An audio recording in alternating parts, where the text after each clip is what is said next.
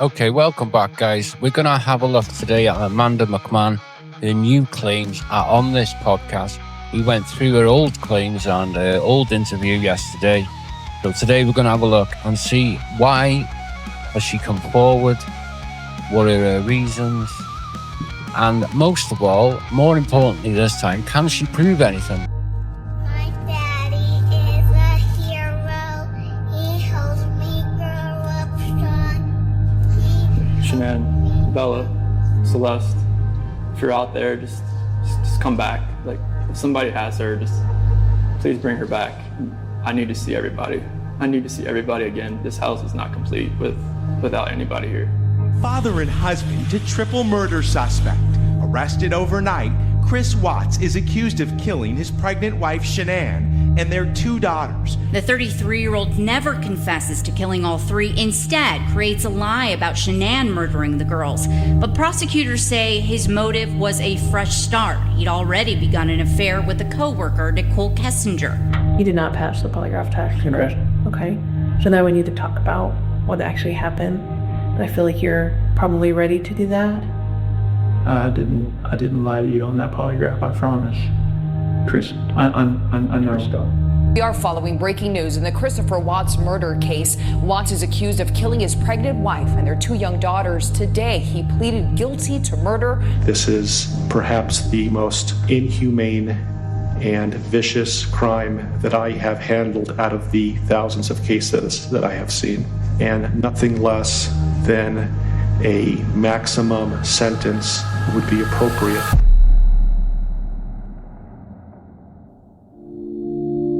Chris and Shanann Watts appeared to have everything. A nice home, 2 little girls who adored them, a baby boy on the way, and a collection of happy times that were shared routinely on social media. Some who knew the Frederick, Colorado couple intimately knew the Watts family story was more nuanced. Shanann felt distance from Chris in the last months of her life. Her heart ached as she sensed him losing interest in her. She suspected Chris was cheating, but he denied having an affair. The mom and her daughters, 4-year-old Bella and 3-year-old Celeste, went to North Carolina for... He denied it all the way through. I don't think he ever admitted it to her. Not even just before he unalived her. I don't think he even admitted it then. 6-week family visit in the summer of 2018. Chris, who worked at an oil company, only joined them in the final week. Shanann was tormented throughout that trip at the thought of her marriage possibly falling apart. Chris, however, appeared to be having the time of his life, but in secret. He spent those weeks of freedom cozying up to Nicole Kessinger, a new flame who worked at his company. In photos from that time, the pair appeared blissful on a weekend camping trip. Nicole also modeled a bikini for Chris in the doorway of a bathroom. It was a taste of a different life that Chris Watts seemingly longed We won't forget that shitty brown bikini, will we? for. Chris and Shanann's marriage might have ended in divorce, but instead he chose to end the lives of his wife and 2 helpless children who showered him with love and admiration. "My daddy is a hero," a smiling Bella Watts sang from her car seat in a video her mother had posted. The incomprehensible actions of Chris Watts remain an endless source of debate for followers of this case some 8 years later. This is probably a little bit more graphic than what YouTube is used to, so I might have to censor parts of this, or I might just use the parts that Amanda's talking. Can't use it all anyway because of fair use, but I'll put the link in the description. But I'll try and use as much as I can, obviously, for what we're talking about. That's what we want to hear, is the new interviews. That's what we want. Daily Mail crime reporters who have followed this case for years. They're here to discuss recent reporting that will shed light on aspects of... That's who dug it all up again, is the Daily Mail reporters. As we've seen on my last 2 videos, they've been on there. So check those videos out. But the answer is, why have they gone to Amanda when nothing could be proved? That's what we want to know. Maybe she's got proof this time. Who knows? Hopefully. Chris Watts' double life. Prior to the murders, Watts pursued side relationships on dating apps and elsewhere. Luke was recently in Colorado for an interview with Amanda Mcmahon. She was a hairstylist going through a divorce when she says she connected with Watts on Tinder for a casual encounter. Here's Amanda telling Luke how things went down. So I was in the process of initiating a divorce and kind of a nasty custody battle. So like a lot of people do, we kind of got to find a rebound. I don't know, like just went on Tinder. And so we connected, and I don't remember all the details. Remember, guys, Chick-fil-A, and she's yours. Through swiping on Tinder, the classic way to throw in a Diet Coke, and God knows what she'll do. We kind of connected or I guess bonded over the fact that we were both going through what he told me, separation from he called her like his baby mama, or like he never referred to her as his wife. Never. That's not a term I would ever see Chris Watts using, but I don't know the guy. Maybe he does, maybe he doesn't, but baby mama doesn't seem like him, does it? Remember him saying that. He took the angle that she was using the kids as a pawn for him and kind of just dangling him and making his life miserable about it. And like that was the same situation I was in. So that's how we started talking. But he was very kind of hookup minded, and it is what it is. And not entirely proud of myself for how I kind of conducted myself back then. But he was very, when are we going to do this and do that? Then like we talk, and I kind of like steer off in the other direction and try to get to talk it down a little bit. But I knew what it was when going into it, and he made it very clear. So when we met that first time in the parking lot, like I knew it was going to happen. So, Luke, we heard in that clip that Amanda said that Chris Watts was very hookup minded. How does that square with what we know about Chris and what he was looking for at that time in his life? From Amanda's perspective, I think the fact that he was on Tinder and some of the materials listed on his profile gave her the indication that what he was looking for was similar to what she was looking for, which was something casual. Where's the proof of this Tinder? Where's the proof of it? Where's the proof it was even his? If there is a profile of his, where's the proof it was even his? And convenient. And then that was ratified in later communications that they had, where Chris, as Amanda puts it, confessed about the troubles that he was having with his ex and the mother of his children, claiming that she was making his life hell. And he was essentially looking for an escape from that and to find somebody that he could have casual relations with. And that was something she was looking for as well. She was going through a very similar situation, a custody battle, a nasty divorce, and she wanted something uncomplicated too. So they took things from there. Luke, you went to Colorado to speak to Amanda. What was her demeanor like? I understand that this is the first time she's spoken out in a while. Yeah, as you can hear from the interview, she's very soft-spoken. And she was hungry. She wanted a Chick-fil-A. And you can hear the nerves in her voice. It's not something she's particularly comfortable talking about, but it's something that she said that she felt was important to share in full for the first time and finally put this chapter of her life behind. Let's be honest, she's hardly shy about it, is she? Behind her. And we know that Watts told Amanda. I hope she's got proof this time, because this is a farce. They're going to platform her, and they got no proof at all. And he was also in the middle of a breakup, and he complained about a woman he said was the mother of his children. He did not refer to her as his wife. And it sounds like he did a fair amount of complaining to Amanda about Shanann, while also lying about who she was and what was actually going on between them. We know that the couple were still married. They were not in the process of a divorce. He saw the kids every day at home, and yet he told Amanda that she tried to keep the kids from him. Their casual relationship sometimes resulted in sex. And here is Amanda explaining the first time that they hung out. Let's go on that first encounter. You met in the Chick-fil-A parking lot. What do you remember about that encounter from there? So he pulls up in a different truck. Does he get into your truck? Do you get into his truck? I got into his truck. You got into his truck. She said his truck was navy in colour in her original interview. That's wrong. And so how did the conversation go from there? You're seeing each other in real life for the first time. You're sizing each other up. How did it go from there? He just kind of pulled in next to me and rolled down. He rolled up the passenger window, and I rolled down my window, and he was like, come in, or he just unlocked it. He's like, get in here or whatever. He was very sure, very forward, very sure of himself. So he wasn't a docile guy. I mean, he had his moments. Looking back on it, I could tell he was, any kind of like sweetness, it was very fake, like very, I wouldn't say forced, because I mean, he was able to, turn on the charm for anything he needed. We were comfortable with each other right off the bat, and that was came from talking. I think it's quite interesting that she's done this audio only and she won't go on video and do it. I think it's easier, and I'm not saying she's lying, but I am saying she's lying. But if I had to put money on it, I'd say this is all bull. But it'd be easier to lie and just put it down on audio when you haven't got to face the cameras on video and give an actual interview, you know? So it's interesting that she's chose this route. Prior to all that stuff. And we actually went and pulled out on the other side of the, more secluded and stuff. And he had pretty tinted windows-ish, and from what I remember. And, we talked for maybe like 30, 40 minutes, and he started kissing me. And I have to go back and look, but I don't think he had tinted windows on the truck. I don't remember the windows being tinted at all. Could be wrong. Just kind of happened, and he followed me to my house, and it just continued.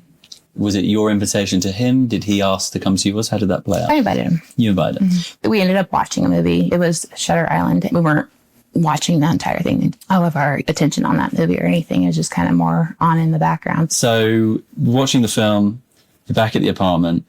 The account that you gave police, which is obviously a different date to what it is today. But I haven't seen Shutter Island, but apparently it's about a man who kills his wife, which is quite convenient considering what happened, wouldn't you think?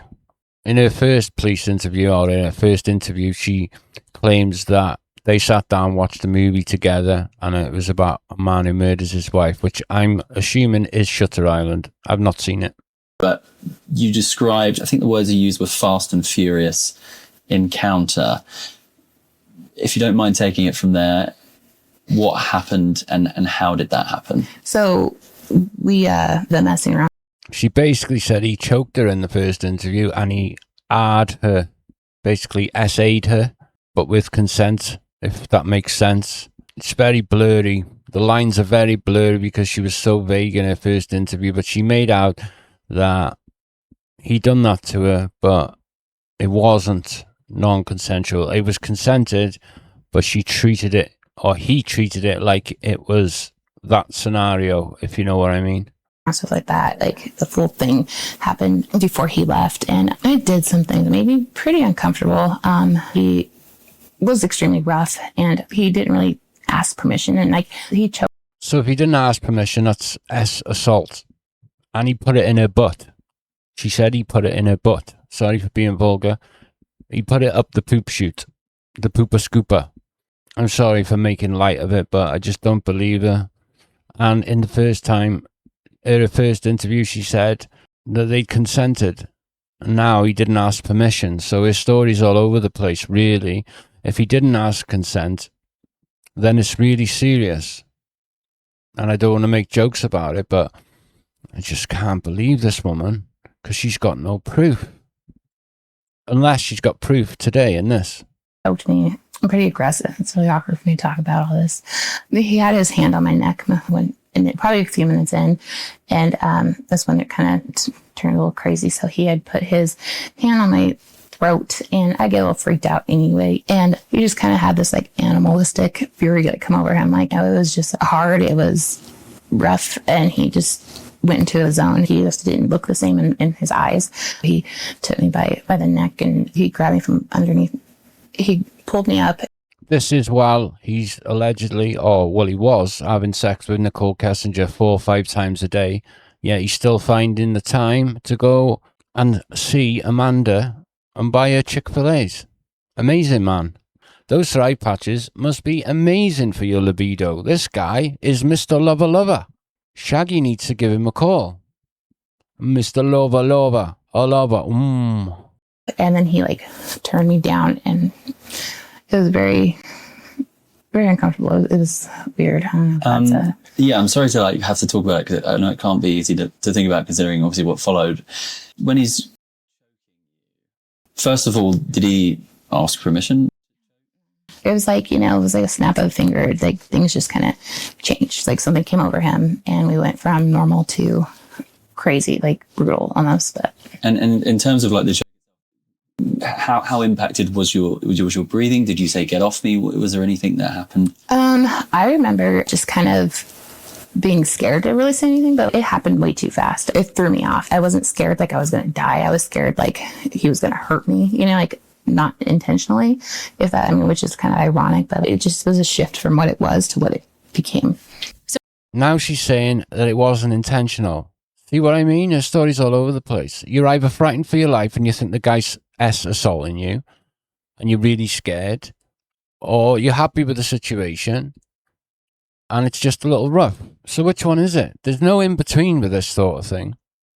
I don't think there is anyway. You're either getting assaulted or you're having sex with someone. Blows my mind, man. This is why some women are so dangerous. So we just heard Amanda speak about how they watched Shutter Island together. That may be lost on people who never saw the movie, who might not remember it. It was released in 2010.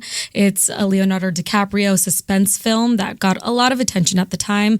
Luke, can you just talk us through a bit about the premise of that film? Yeah, of course. Without giving away too many spoilers, the main premise of the film concerns a man whose wife murders their children and then he murders her as revenge before losing his grip on reality. And in retrospect, to Amanda at least, that choice of movie would prove chilling, considering what happened in the months that followed that encounter. Watts would eventually... It's quite convenient.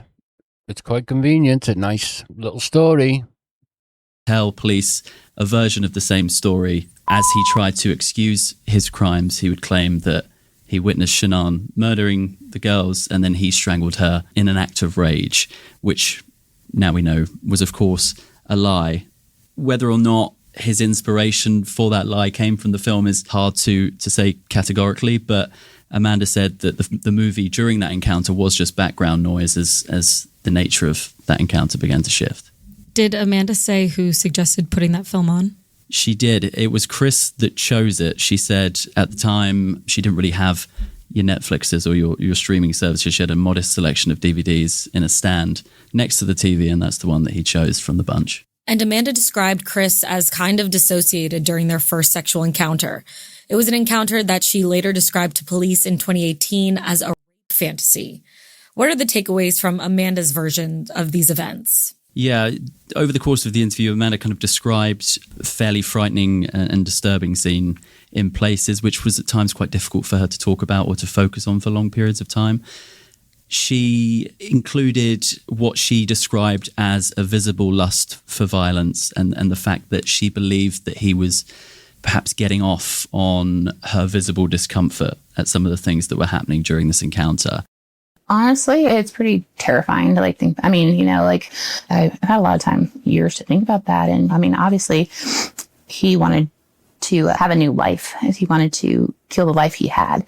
Maybe he was suppressing his urge to hurt her, or he's just sick in the head. Just from how he was that time with me, I can see how he's capable of that switch, that going into animalistic mode, and it's terrifying. It's a wild thing to have on your mind like that. So yeah, just to help, and please say if this isn't the case, but judging from what you're telling me, I think what you're saying is that he was dissatisfied with his life. There may be anger and resentment towards Shanann, that he was perhaps acting out on you in that encounter. Yeah, is that what you believe? painfully obvious? Yeah. I wouldn't have been able to realize it then, or even a year after. But definitely, it's very, very telling that he hated his life. Did he ever speak about trying to get revenge? How did she know he hated his life? We've never heard him discuss that. We've never heard him say anything in his prison interviews afterwards that he absolutely hated his life. I don't think he thought that deeply into it. He doesn't have emotions like that. I think he's more of a here and now person, and he just thinks about the here and now, which would explain, or go a lot to explaining in what he done and how he done it, because he didn't think about the next day, or he didn't plan. He might have pre-planned it in his head, but he didn't make a physical plan. So for it to say that, I find that a bit off, but the whole thing's off. So I hope she's got proof. And so far, it's just been what she said before in the first interview, really. But apart from the fact that she did say they'd only met once in the first interview, then she said he was following her around. So she contradicted herself in the first interview, in the police interview in 2018. So on his ex-wife. It was anything to implied, that effect? definitely, about Just how, implied. like, yeah, how just he said that her mission is to make his life as miserable as possible, and all she wants is money, money, money. I'm like, well, what did you do for her to feel like she had to act like that? I mean, there's never going to be an excuse for what he did. And I think as a human, it's hard for me to grasp that somebody could be that evil. I think he got off, like when he saw me kind of being in pain, I think he liked that, which is sick. With hindsight and having looked back at the interactions that they shared beyond just their sexual encounters, during which Watts would go on these diatribes about his partner and saying that she was ruining his life and stealing his money and things of that nature, she believed that Chris was desperately dissatisfied with his life, wanted to escape his life. I mean, it's possible. He was in that situation where financially they were ruined again. They'd already been through bankruptcy once, but how much of this does she know from the years have gone by and the deep dives that people have done? I mean, like I say, where's the proof? The life that he'd built with Shanann and blamed her for it. And in that internalized resentment, he would take it out on the women around him, which included her. And like I said before, where would he find the time?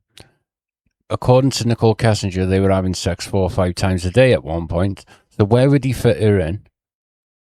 Not only that, why would he even have anybody else on the go? He's got Nicole Kessinger.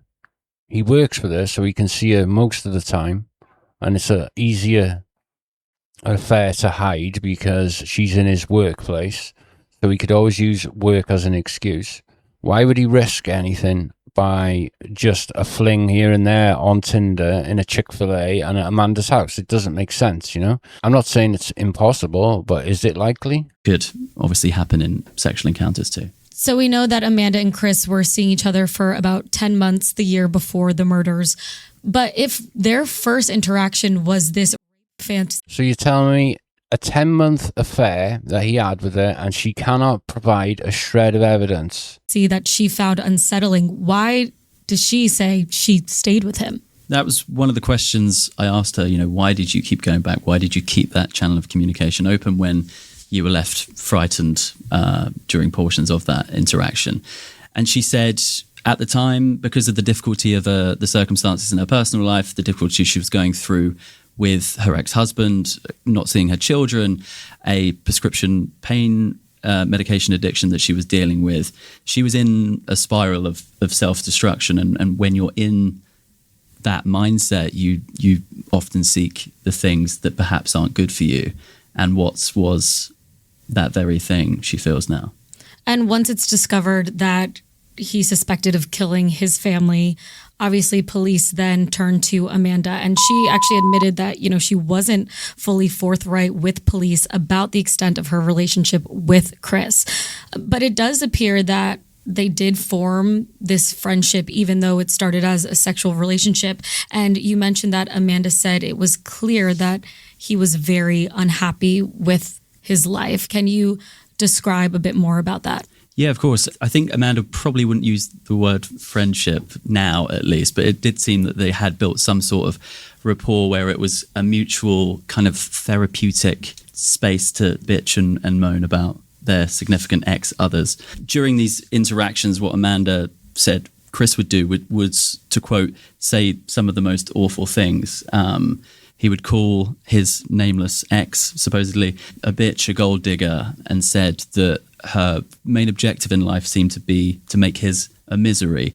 He would just say the most awful things. He talked a big game of talking her down and making her seem like a horrible, unstable person, and just call her horrible names and just say that he wishes she'd work or do this or do that, or stop wanting to be a stay-at-home mom, and it ain't his job to support her. And he made it all about money initially. I noticed a lot of. Well, she wasn't a stay-at-home mom. She was at home all the time, but the kids were always in daycare. So she's not a conventional, traditional stay-at-home mom. And she was constantly working. She was constantly making Facebook posts, constantly promoting, 24 hours a day, more or less, promoting a Thrive. So that's wrong. It doesn't make sense. His complaints revolved around money. That she was insane, that she did nothing but nag, something about like letting herself go, like crazy bitch. She would call her fucking psycho and it's my gold digging whore. Just like any shot that you could take, he took. He said that her purpose in life was to make him miserable at one point. He did not like that woman. I always kind of thought that the best thing you can do for your children is to love their parent, to love it, or to at least respect their other parent. And that's definitely not by saying some horrible things about your significant or your ex-significant other. And after a while, that started to grate on Amanda, though she had her own gripes to share about her own situation. She grew tired of listening to it over time and gradually distanced herself from what's largely because of that. She said, I can listen to so much, but it sits wrong with me when a man talks about the mother of his children like that. So from what we know now, Chris Watts has told many versions of what happened, but was there any truth into what he was telling Amanda, or is this just what he concocted because of how he felt toward his wife? It's difficult to say. I think he'd almost created a second life for himself, a fantasy of what he wanted mixed with the things that he couldn't yet confront. As we know, Shanann wasn't his ex. They did have 2 daughters together, but clearly he was trying to separate himself from that life. And maybe he was living out this fantasy of perhaps what his life would look like on the other side when he was interacting with Amanda. And really villainizing his wife, it feels. Yeah, absolutely. I'm going to jump now to Steve Helling. Steve, thank you for being in the studio with us today. So later in the series, we'll talk to you about Chris Watts' seemingly active love life in prison. But for today, let's focus on the lead up before he killed Shanann and his kids. Do we know of any other women who he pursued while he was married, aside from Amanda and Nicole Kissinger, who was the colleague that he was seeing? There have been women who've come. That can't be it, surely. So we've got no proof. We've got no new claims, really. Everything that she said was exactly the same as the first time, more or less, give or take a couple of sentences. If that's it, then why bother? That's crazy. I'm going to go through the rest of the interview and see. Chris's life before Shanann. Now, Rachel, you spoke to Vanessa Walsh. She's a true crime podcaster who's done a lot of digging into the Watts murder. And she actually got to know his sister, Jamie. Here's what Vanessa told Rachel about Chris's love life before he was married. But we know very little about his dating life before Shanann. Have you learned anything about his romantic history prior to meeting Shanann? I only know that he didn't have a lot of girlfriends. He did have a brief relationship with one of Jamie's best friends, which I know was kind of a bone of contention between he and Shanann. She was still one of Jamie's best friends all through, Okay, so it looks like they've interviewed Vanessa from Unmasked True Crime. She's got a great YouTube channel. I know there was a lot of trouble years ago with, from what I've looked into, when people were covering the Watts case, there was a lot of falling out amongst creators. And I think Vanessa was on the end of a stalking case from another creator. Basically boiled down to how I think Vanessa realized that this person wasn't right in the head. I won't name that person, obviously, but if you look into it yourselves, this person was a bit unhinged, and Vanessa was on the receiving end of a stalker who this other creator was. There was falling out behind the scenes. It was a bit childish for the reasons, but that's all I'll say for now, because I don't want to get anything wrong. But Vanessa's channel, Unmasked, is a great channel, and from what I've seen of Vanessa, she puts a huge amount of work in and a lot of effort. So let's see what Vanessa has got to say about Watts and his relationships, really. Let's have a look. But from what we've just heard, the Amanda Mcmahon bit, I mean, that's crazy. To come forward in 2026, not have any proof, and just reiterate what went on in her first interview. I mean, why bother even coming forward? She must have been paid a pretty nice sum to have to come forward again and get involved. Because why would you want to get involved? But like I said before, it's pretty interesting that she would only do it via audio and she wouldn't give a video interview.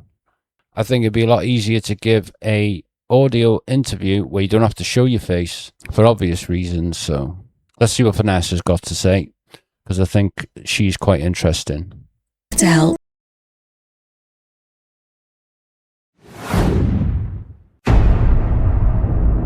I only know that he didn't have a lot of girlfriends. He did have a brief relationship with one of Jamie's best friends, which I know was kind of a bone of contention between he and Shanann.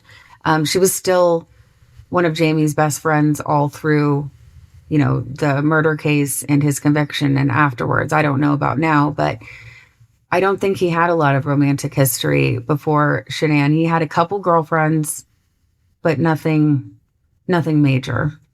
So, Rachel, listening to that, it feels like Chris Watts was a late bloomer, that he was finally, once he has 2 kids, a third on the way, a beautiful wife, that now is his. Yeah, exactly. He doesn't sound like a ladies' man, does he? I think it took all his courage and everything he had in him to even approach Nicole Kessinger. So the Amanda Mcmahon stuff just doesn't sit right with me.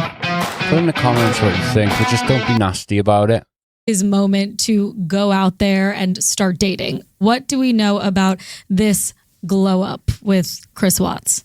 Yeah, so as Steve said earlier, this was not a popular, bubbly, outgoing guy. That was very much Shanann's role in the relationship. You know, she was the outgoing one. She was the one with lots of friends, very sociable, a social butterfly. And he was, you know, this very passive, quiet introvert. And that's something that people throughout his whole life have said about him. You know, at school, he was quiet, he was shy, even withdrawn, some people said, and he didn't have a lot of friends. He was actually very close to his dad, Ronnie. So it seems like that was his kind of closest confidant. But when it came to, you know, friends, he didn't really hang out with a lot of friends growing up. He didn't really have any romantic interests. He actually was invited to the prom by a girl because he was so shy when doing that himself. So this was a guy who was not, you know, very popular with the opposite sex until Shanann came along. And what do we know about how he met Shanann and how their relationship developed? So he met Shanann through his cousin, actually. So she actually recommended he reach out to her on Facebook. This came after a basically non-existent love life for Chris.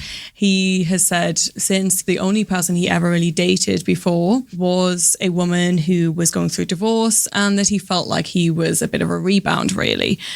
So when he met Shanann, and Shanann was actually coming out of a divorce at the time, so she actually had a bad first marriage.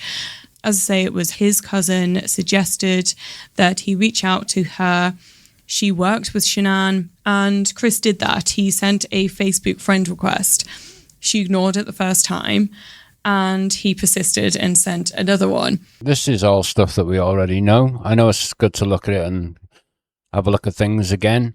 I just don't understand all the fuss about Amanda Mcmahon coming forward, the Daily Mail going on Megyn Kelly and promoting it, and everything's going to be new claims and all this, and it's all bullshit, really.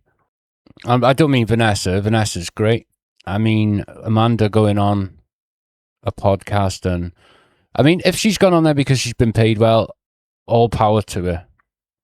But I mean, would you want to insert yourself again into a murder case where babies have died, a woman has died, and I say a woman, Shanann's died, and you insert yourself again for monetary gain?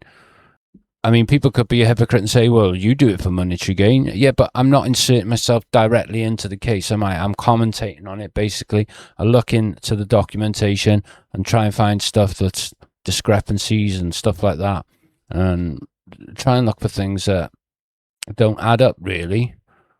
But when you insert yourself right in the middle of it, smack bang in the middle of it, because remember, she gave an interview more or less straight after the murders, so that's all I'm trying to say. I'm not saying I'm perfect, I'm just saying that's my point of view. That time she replied, that was around December 2010, and then things moved very quickly between them. But, you know, these were two very different people. As I say, Shanann was bubbly, she was outgoing. He was very shy, very introverted. And that's how their marriage became, you know. She was very much in control. He described her as a control freak. She was very much the one calling the shots, looking after the finances, everything like that. And he was always just sort of there as the kind of passive guy that just went along with everything. Yeah, until he wasn't. He was the passive guy until he wasn't. More about Shanann and Chris's marriage, we have Sherilyn Cadle from her interview with Steve. Oh my God, not Cadle. That's all the fucking credibility right out the window. Now with this, I don't believe another word of it. I believe Vanessa. I can listen to Vanessa, but my God, Cadle again. I've talked to some of the friends of Shanann and Christopher. I've talked to some of the friends and some of Christopher's friends, and he wasn't very popular. Fuck me. Christopher told me things and he's not going to tell anybody else, and they're going to take it to the grave. He's going to take it to the grave, I said. I can't write my own books. I have to plagiarize my books and pinch other people's writing. So much so that Amazon gets my book pulled off the shelves, and I can't sell my books anymore because I copied other people. I'm sorry, but come on. Couple friends that said that when they would go over to the house, obviously Shanann was the boss, and a lot of times, and Christopher even said this, and I verified it with the friends, he would kind of be the babysitter. Look, I'm not saying I know everything about the Watts case. There's people done this case years before I even looked at it. Done a lot better work than what I'd ever do, and they were amazing. A lot of these YouTube channels, some no longer around, some are, and they really done a good job, right? So I'm not saying I'm the know-all and the be-all and the end-all of the Watts case. You've got Zawoki and you've got Rox that does Watts as well. You've got Kelly. Kelly is amazing. Vanessa. If I leave you out, I'm sorry. But you've got a whole host of people. I'm not saying I'm, any better or any worse than anybody else. But I try and look at it and we try and look for the truth. And when you've got grifters like Cadle, and we all know she's a grifter, and a podcast goes like this to talk to it, and then they get Amanda Mcmahon on, the only credible one there is Vanessa. In my eyes, in my opinion, in my lowly opinion. I mean, who am I? I'm no one. But this is my opinion, okay? They would come over with 2 or 3 kids, or they would have a dinner party with a few couples, and the kids, he would take them upstairs. They had a family room upstairs as well as downstairs. So he would take them upstairs and watch movies with them and play games with them and stuff, and to keep them out of the adults' hair, basically. And she controlled the finances. He sold a little ATV, and she felt like he didn't get enough money for it. And she got very angry with him and told him that from that point on, he would never control the finances. And he didn't from that point on. I think that her personality, she was very specific in how she wanted things. She was very organized. We saw that, by her house when the police walked through. And he is too, by the way. All of that's not her. He is OCD. She was OCD. But I think his personality being that he had always been controlled by a strong personality woman. His mother first, his grandmother, and then Shanann. I think it boiled inside of him for a long time, because he would say that sometimes when Shanann was yelling at him about something, he would just blank out, and he would say to himself, that he was going to kill her. He would think of ways that he could kill her while she was screaming at him. So I think, yes, I think she was difficult. I think she was a very good woman. Don't get me wrong, but I do think she had a difficult personality. And most people would say, okay, I can't take it anymore. Let's get a divorce. And we all have the question, why did he choose that? I think he chose that ultimately because he was put on the spot by Kessinger. I think she said to him that weekend, there was a number of things going on. He wanted to be with her. Kessinger gave him an ultimatum. Let's take away whether she was there or not. She gave him an ultimatum. She said, get rid of your family. Now, whether he took that literally or not, which he did take literally because we know what he done, I think all that was going on. You had Jim who was visiting, so you can't tell me that Chris wouldn't get jealous of Jim turning up. especially if he's got a key for Nicole Kessinger's house. So all that was going on, and I think it all just came to a head, especially with the finances. I think he couldn't see a way out. There was a second bankruptcy. The house was going to go under. We know the house was going to go under because they were in talks with the estate agents and Meadows. So you had all these things going on. And when people say, oh, he done it because of this, he done it because of that, I think he done it because there was about 20 different things all going on at the same time, and then he just lost the plot. Now, whether he premeditated it or not, I mean, he says he did, but we can never believe what he says. Instead of divorce. I very much am on the side of that Shanann is a total victim, and she did not deserve at all. And of course, the girls did not deserve what happened to them. Steve, we know that Shanann posted photos, videos to Facebook of herself, her kids, Chris, and they looked like the happiest family ever.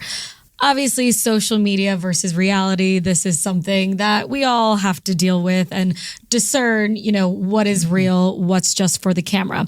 Steve, can you tell us what you know about the Watts' marriage from Sherilyn and from other sources? Well, all these pictures on social media, they have to be orchestrated in some way. And it takes a lot of work to look that flawless. And Shanann was willing to put in that work. Shanann wanted everything to be just right. So their house was immaculate. The kids were always dressed well. She was serving food that looked good. It was that type of thing just to make this whole perfect facade go.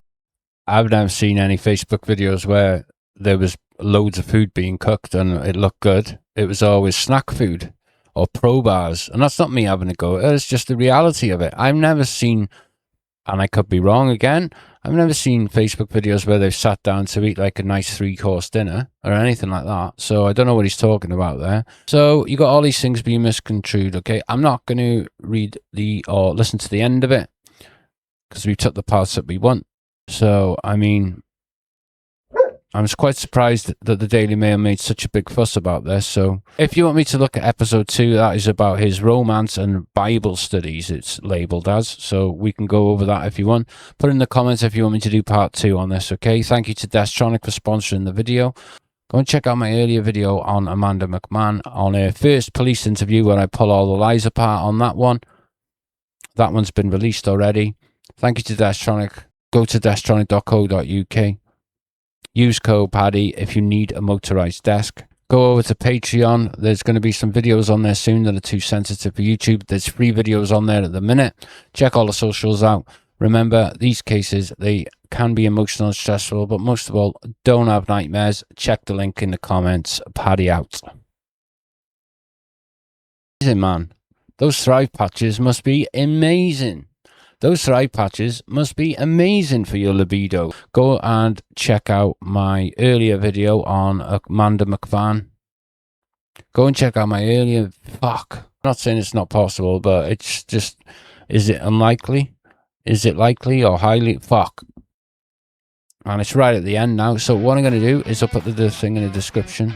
So what I'm going to do is, if you want me... I mean, that was just about... Fuck. Scrap all that what I just said, start again. But we wanted to look at this because we thought we were going to get new claims from Amanda Mcmahon, which we haven't had. See how things get misconstrued. My dog's eating his foot. What are you doing? What are you doing? What are you doing?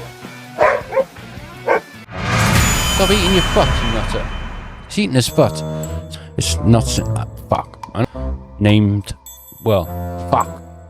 Can't be it, surely. All this fuss over a coming, fuck. Okay, so Vanessa is from Unjustified, is it? I think it would be a lot easier to give a video interview, fuck. But I just don't understand the fuss around a McMandam named, well, fuck. I can't write my own books. I have to plagiarize my books and pinch other people's writing.